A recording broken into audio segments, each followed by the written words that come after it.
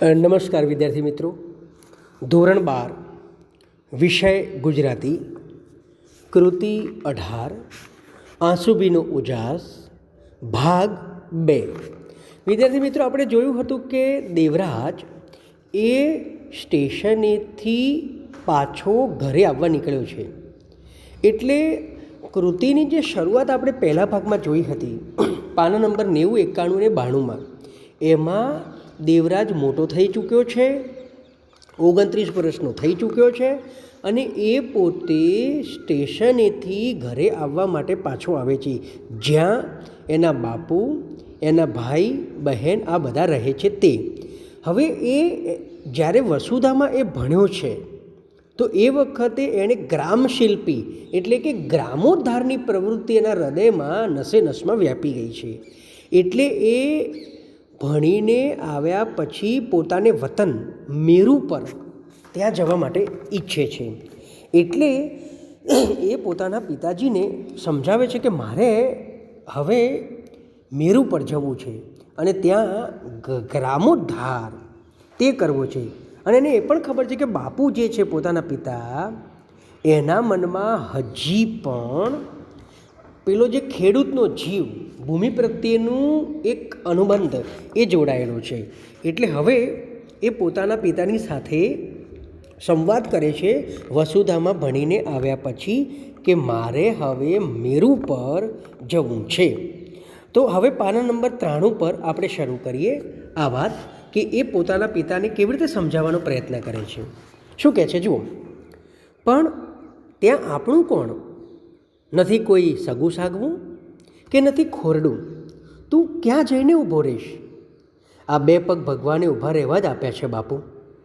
ને પછી વસુધાના એક આદર્શ વિશે તેણે કહેવા માંડ્યું. બાપુ, મોટાભાઈ કહેતા હતા કે વસુધાની કેળવણી તમને શહેરી મોજ શોખ નહીં આપી શકે. તમારે જાગ જમાળમાં જીવવું ન હોય તો જ વસુધામાં આવજો. જો વસુધા એક એવી સંસ્થા છે જ્યાં શિક્ષકને ગુરુજી કે ટીચર કે સર કે સાહેબ નથી કહેવામાં આવતું, ત્યાં મોટા ભાઈ અથવા મોટા બહેન એવું કહેવામાં આવે છે. એટલે કહે છે કે મારા મોટા ભાઈ એમ કહેતા હતા કે તમે જ્યારે વસુધામાં ભણીને જ્યારે બહાર નીકળશો ત્યારે તમને શહેરી જાગ જમાળનું જીવન તમને નહીં મળે. એટલે વસુધામાં તળ ગામડાના વિદ્યાર્થીઓને એટલા માટે કેળવવામાં આવે છે કે તેઓ તેમની ધરતીમાં પાછા ફરે, અર્થાત કે પોતાના ગામડામાં પાછા જાય અને ગ્રામોદ્ધારની પ્રવૃત્તિ કરે, ગ્રામ સેવા કરે, સહિષ્ણુ ને સંસ્કારી બનાવે, ગામને સહનશીલતાવાળું અને સંસ્કારી બનાવે, અજ્ઞાન અને આળસને દૂર કરાવે. ગામમાં રહેલા અજ્ઞાન હોય, વહેમ હોય, અંધશ્રદ્ધા હોય, આળસુપણું હોય એને દૂર કરાવે. અહીંથી તાલીમ લઈને જતો એક વિદ્યાર્થી એક ગામને સ્વાવલંબી બનાવી શકે તોય ઘણું કામ થાય. એટલે સ્વાવલંબન ગ્રામનું એટલે કે ગામનું સ્વાવલંબન એ વસુધાનો મુખ્ય ઉદ્દેશ છે. એટલે એ નગરને સ્વાવલંબન બનાવવા માગતો નથી, પણ ગામને સ્વાવલંબન બનાવવા માગે છે. એટલે શું કહે છે કે ગામ પોતાની આવશ્યક ચીજો પોતે જ ઉત્પન્ન કરી લે, જીવવા માટે ઓછામાં ઓછી જરૂરિયાતથી ચાલે તો એક પણ જરૂરિયાત વધારે નહીં, એ રીતે તેમને કેળવે તો જ આ દેશના ભાંગી ગયેલા અને ભાંગી રહેલા ગામડા પાછા બેઠા થઈ શકશે. આ કામ નાનું નથી, હાડ અને હૈયા બળુકા માણસોનું જ આમાં કામ છે. એટલે કે જેની અંદર હિંમત છે, જેની અંદર હૃદયની અંદર આ ભાવ છે, એ લોકો જ આ ગ્રામોદ્ધાર કરી શકશે. એટલે મૂળ ગાંધીજીનો વિચાર કે ગામડાને બેઠા કરવાની વાત એ આ ગ્રામશિલ્પી જે આ ભણીને આવે ને એને ગ્રામશિલ્પી કહેવાય, એ આની અંદર પડેલું છે. કોઠાસૂઝ અને સહનશક્તિ નહીં હોય તો તમે ગામને સુધારી તો નહીં શકો, પણ એની તાસીર એટલે કે પ્રકૃતિ, સ્વભાવ એને બગાડી નાખશો. આજની કેળવણી અને રાજકારણ ગામડાને ભરખી રહ્યા છે, ત્યારે તમારે એનું રક્ષણ કરવાનું છે. હવે જો એ પોતાને મોટા ભાઈ એટલે કે વસુધાના સંચાલક પાસેથી જે શીખવા મળ્યું છે એની વાત અત્યારે હાલ એના મનમાં ગુમરાય છે અને એ પોતાના પિતાની સાથે આ વાત ચર્ચી રહ્યો છે. હવે શું થાય છે, દેવરાજને એકાએક ખ્યાલ આવ્યો કે બાપુ આમાંથી કેટલું સમજ્યા હશે, ને પોતે શું બાપુ પાસે ભાષણ કરવા આવ્યો હતો? પોતે ગામડામાં જઈને શું આવી રીતે ભાષણ જ કર્યા કરશે? ને તો લોકો મારી વાત કઈ રીતે સમજશે? અને તે મૌન થઈ ગયો. એને એમ કે ભાઈ મારા પિતાજીને તો આ વાત નહીં સમજાઈ શક્યો, એટલે ચૂપ થઈ ગયો. શું કહે છે? તે વસુધાવાળા તને પગાર આલશે? બાપુએ ક્યારનીએ પોતાના મનમાં ઘોળાતી વાત પૂછી નાખી. ના. તો તું ખાઈશ શું? ને અમને તો ઠીક, પ્રભુને મોકલીશ શું? મારા પેટની ચિંતા નથી બાપુ, ને તમે કંઈ ભૂખ્યા નહીં રહો. અને પછી આગળ બોલ્યો, અર્ધ ભૂખ્યા રહેવા તો આપણે ટેવાયેલા છીએ. બાપુ આપણે 20 વર્ષ પહેલાં મેરુ પરથી નીકળ્યા ત્યારે ક્યાં પેટ પૂરતું ખાવાનું મળતું હતું? એ સમય જુદો હતો, દુકાળ હતો, દુકાળ પાર ઉતારવો હતો, તમને સૌને જીવાડવા હતા. તો બસ મારે એ મેરુ પરને જીવાડવું છે. પણ અત્યારે ક્યાં દુકાળ છે? દુકાળ કંઈ ધરતી પર જ નથી પડતો બાપુ, માણસ પર પણ પડે છે. માણસના હૃદયમાં પણ દુકાળની ભીષણતા હોય છે. મારે માણસના મનમાં પડેલા દુકાળને દૂર કરવો છે. ત્યાં લીલી ધ્રોને ઉગાડવી છે, એટલે કે લીલી ધરતીને ઉગાડવી છે. અને પછી એકાએક સભાન થઈ ગયું. પોતે બહુ ભાવુક બનીને બોલી રહ્યો છે, અને બાપુ તો આવનારી આર્થિક સમસ્યાને કેમ પહોંચી વળાશે તેની ચિંતામાં છે. એટલે તે આગળ બોલ્યો, બાપુ પ્રભુ સ્નાતક થઈ જશે, એટલે કે ગ્રેજ્યુએશન પૂરું કરશે, એનો ખર્ચ એ ત્યાં કામ કરીને મેળવી લેશે. વળી મોટાભાઈ પણ તેને થોડી રકમ મોકલે છે. એટલે મોટાભાઈ એટલે કોણ? જે પેલા સંસ્થાના જે છે ને એ. હવે જુઓ, કાંતા ઓરડીના બારણામાં બેઠી બેઠી ખીચડીમાંથી કાંકરા વીણતી આ સાંભળી રહી હતી. તેને થતું હતું, ભાઈ મેરુ પર ન જાય તો સારું. આટલું ભણ્યા પછી, આટલી વગવાળા થયા પછી તેઓ કોઈ સારા ઠેકાણે નોકરી કરે તો? અને તે પોતાના વિચારોને વ્યક્ત કર્યા વગર ન રહી શકી. ભાઈ બાપુ ઠીક કહે છે, કાંતા કહે છે કે આ મારો ભાઈ જે છે એ મેરુ પર ન જાય તો સારું. દેવરાજે કાંતા સામે જોયું, જાણે ઠપકો આપતો હોય અને કહેતો હોય, તું એ કાંતા બાપુની ગાડીએ બેસી ગઈ? તારા પહેલા શ્વાસ મેરુ પરની હવામાં લેવાયેલા છે.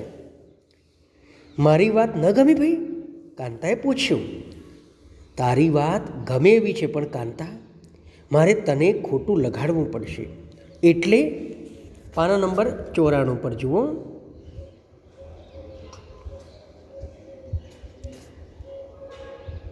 શું કહે છે? હું મેરુ પર જવાનો સંકલ્પ કરીને નીકળ્યો છું. એણે તો નક્કી જ કર્યું છે કે ભાઈ મારે મેરુ પર જવું જ છે. ને મારી તો ઈચ્છા છે કે તું, પ્રભુ, બાપુ બધા મેરુ પર પાછા ફરો. કાંતા આ વાત સાંભળી અચંબો પામી ગઈ. બાપુ પણ કશું બોલ્યા વગર ચલમમાં તમાકુ ભરવા લાગ્યા. સાંજે વાળું કર્યા પછી બાપાએ કહ્યું, હું જાઉં છું. બાપાએ ખભે ધાર્યું મૂક્યું. અત્યારે એમની ચાલ અક્કડ થઈ ગઈ હતી, જાણે ઉંમરના 10 વર્ષ એક સામટા ઘટી ગયા હોય. અને દેવરાજને વિચાર આવ્યો, બાપુ આ શહેરની હવા લાંબો સમય લેશે તો એ સાવ ભાંગી પડશે. એમને પાછા પંચાળમાં લઈ જવા છે. એ માત્ર ચોકીદારીમાં જીવન પૂરું કરે એવું નથી કરવું. એમનો ધરતી સાથેનો સંબંધ પાછો જોડી આપવો છે. હજુ એમના મૂળિયા સાવ ઉખડી ગયા નથી. હજુ કેટલાય તંતુ ચોંટી રહ્યા છે. હા, એ ઉખડી જાત.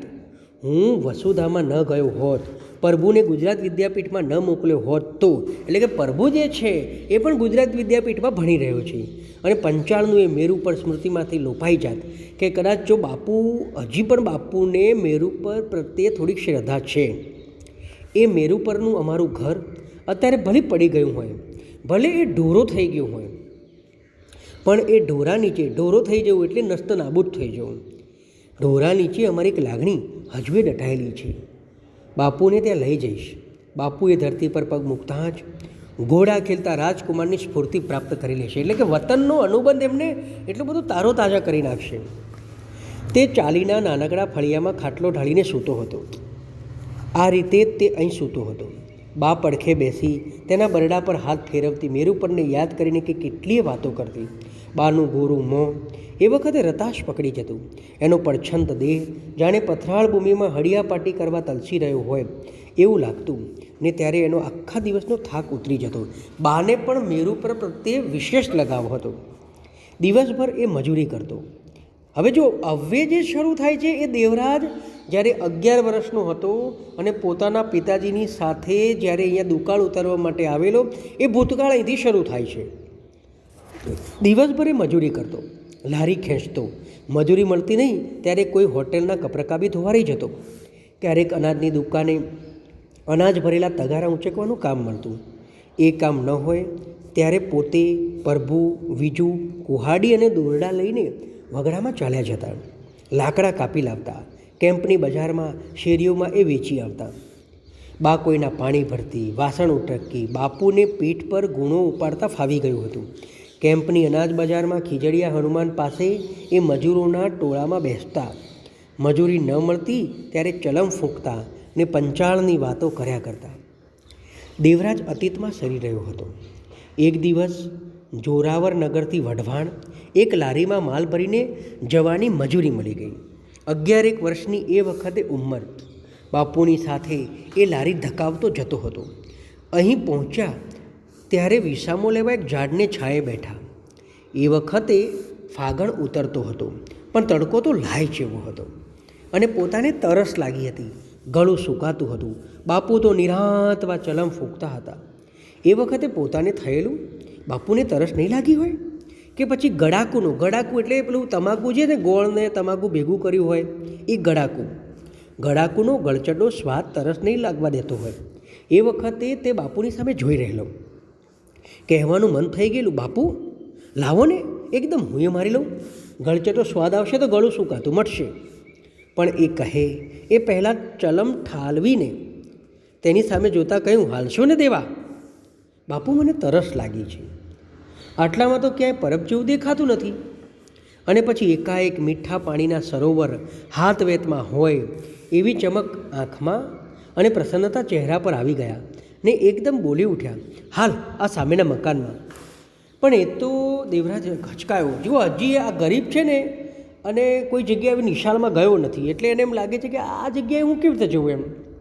એ કંઈ પારકું ઘર નથી તો આપણું કોઈ સગું ત્યાં કણે રહેશે? દેવરાજે વિસ્મય પામતા પૂછ્યું. ના, ત્યાં કણે નિહાળ છે. દેવરાજને થયું બાપુ લાંઠી કરે છે એટલે કે મજાક કરે છે. એણે નિશાળ જોઈ હતી. જોરાવરનગર, કેમ્પ અને રતનપરમાં હતી. બધી ગામની વચ્ચોવચ્ચ હતી. આ અંતરિયાળ નિશાળ કેવી? અને એમાં છોકરાએ શાને ભણવા આવે? પણ તે બાપુને લાંઠી ન કરો એમ કહી ન શક્યો. એક તો તડકો અને વળી લારી ધકેલવાની, પગમાં કોઈના ઉતરેલા ફાટલા ચંપલ, પાણી તો બળ્યા જ કરે ને બાપુના એ જોડાનું ક્યાં ઠેકાણું હતું? લે હાલ. બાપુએ તેનું કાંડું પકડી દરવાજાની અંદર લઈ જતાં કહ્યું, આ નિહાળ છે. મેં ઘણી વખતે છોકરાને અહીં રાગડા તાણીને ભણતા અને સાંજે રમતા ને કામ કરતા જોયા છે. બંને દરવાજામાં દાખલ થઈ ગયા. દેવરાજ થોડો ભયભીત હતો. એને એમ હતું કે હમણાં કોઈ વઢી નાખશે, હમણાં કોઈ ભૂંડી ગાળ બોલીને કાઢી મૂકશે. પણ બાપુને વિશ્વાસથી આગળ વધતા જોઈ તેનો ભય દૂર થઈ ગયો. બંને એક લાંબી ઓસરી પાસે આવીને ઊભા રહ્યા. ઓસરી પર 4 ઓરડા હતા. એક ઓરડાનું બારણું ઉઘાડું હતું. બાપ દીકરાનો પગરવ સાંભળીને એક વૃદ્ધે ઓરડામાંથી બહાર આવતા કહ્યું, આવો. દેવરાજને થયું બાપુનું તો અહીં માન છે. બાપુને સારી રીતે ઓળખતા લાગે છે. બાપુએ પહેલેથી કહ્યું હોત તો પોતે અહીં ચાલીને અહીં ભણવા જતા છોકરાને જોતો ત્યારે થઈ જતું કે પોતે આવી રીતે ક્યારે ભણવા નહીં જઈ શકે? ક્યારેય પોતે રાગડા તાણીને છોકરા બોલે છે એવું બોલી નહીં શકે? બધે ઠેકાણે નિશાળ ને એક અમારા મલકમાં જ નહીં. બંને ઓસરીના પગથિયા ચડ્યા. વૃદ્ધે પૂછ્યું, કોનું કામ છે? કામ કોઈનું નથી, આ છોકરાને તરસ લાગી છે. વૃદ્ધના મોં પર સ્મિત આવ્યું. એ વખતે એ સ્મિતની સરખામણી કરવા જેટલી પોતાની ઉંમર કે સમજ નહોતી એ દેવરાજને યાદ આવી. પણ એ સ્મિત એ વખતે ભર ઉનાળે ઠંડા પાણીથી ભરેલા માટલા જેવું હતું. શું નામ તારું? વૃદ્ધે પૂછ્યું. દેવો. દેવો નહીં, દેવાભાઈ કહે. એનું નામ દેવશી છે. પણ એની આંખમાં જે તેજ છે એનાથી તો હું એને દેવરાજ કહીશ. અને પછી તેના ગાલે ટપલી મારીને કહ્યું, ગમશે ને આ નામ? દેવશી સંકોચાઈ ગયો. આવો રૂપાળો ચોખ્ખો માણસ પોતાના ખરડાયેલા ગાલને કશી સૂગ વગર હસીને ટપલી મારે એ એના માટે ઓછા અચંબાની વાત નહોતી. મા બાપના હેતની જગ્યાએ મૂકી શકાય એટલો હેતાળે સ્પર્શ હતો. શું ભણે છે? નથી ભણતો, મજૂરી કરવા આવ્યા છીએ કહીને બાપુએ બધી વાત કહી. આ સાલ વરસાદ સારો થાય તો પાછા મલકમાં જતા રહેશો? ના, હવે નથી જવું. ત્યાં નથી ખેતર કે વાડી, ત્યાંય માથું ફોડીને લોહી કાઢવાનું છે ને 12 માસ માથું ફોડવા છતાં પૂરતું લોહી નથી. એના કરતાં આય સારું છું. કંઈક ને કંઈક કામ મળી રહે છે તો આ છોકરાને ભણાવો તો 2 અક્ષર વાંચતા લખતા શીખશે તો કામ લાગશે. તો કામ કોણ કરશે? આ તો 8-10 આના રળી લાવે છે કે ભાઈ આ છોકરાને હું ભણવા મોકલું તો પછી કામ કોણ કરશે? એને અહીં રાખીએ. પેલા જે વૃદ્ધ છે ને સંસ્થાના, એ કહે છે કે આપણે છોકરાને અહીં રાખીએ. બાપુ મૂંઝવણમાં પડી ગયા. એનો ખર્ચો અમે ઉપાડી લઈશું. ના ના, બાપુ માથું ધોણાવતા બોલી ઉઠ્યા, જાણે એમના દીકરાને કોઈ આંચકી જતું હોય અને પકડી રાખતા હોય એ રીતે જોરથી કાંડું પકડીને બોલ્યા, ના, દીકરો તો નજર સામે જ સારો ને એના રોટલા જોગું એ રળી લાવે છે. હારે હોય તો હાથ વાટકા માટે ખપ લાગે કહીને બાપુ ઝડપથી પગથિયાં ઉતરી ગયા કે હારે હોય ને તો કંઈક માગવાનું હોય તો એમાં મદદ લાગે. હવે જુઓ, પણ દેવરાજ જે છે એને તો ભણવાની તીવ્ર ઈચ્છા છે, પણ દેવરાજનું મન તો હજુ એ ઓસરીમાં તરફડતું હતું. એનું મન ગોળા ગંઠ્યા કરતું હતું. એક સાંજે કેમ્પમાંથી સીધો એ ઘર શાળાએ પહોંચી ગયો. પેલા વૃદ્ધ પાસે જઈને ઊભો રહેતા બોલ્યો, મને ભણાવો. બસ આ મને ભણાવો શબ્દો એ વૃદ્ધની છાતીએ ચોંટી ગયા. તેમણે એને સમજાવીને કહ્યું, વખત મળે ત્યારે આવતો રહે છે. અને એમ એ રાત વરત અહુર સવાર, એટલે કે સવાર સમય સંજોગ પ્રમાણે, એટલે અહુર સવાર જતો. એકડા બગડા અને કક્કો બારાખડી શીખ્યો અને એક રાતે બાપુ પાસે બેસીને બાળ વાંચનની ચોપડી વાંચવા લાગ્યો. ત્યારે બા અને બાપુ અચંબાથી પ્રસન્નતાથી જોઈ રહ્યા. દેવરાજની ધગશથી ઘરશાળાના સંચાલક પ્રભાવિત થઈ ગયા હતા. એટલે તેમણે વસુધાના એક કાર્યકર ભગવાનજીભાઈને વાત કરી ને ભગવાનજીભાઈ વસુધામાં ભણવા લઈ જવા માટે તેના બા બાપુને સમજાવી શક્યા. એટલે 11મા વર્ષે વસુધાની અંદર ભણવા માટે બેઠો અને બરાબર 18 વર્ષ પછી, એટલે કે 29મું વર્ષ જ્યારે એનું થયું ત્યારે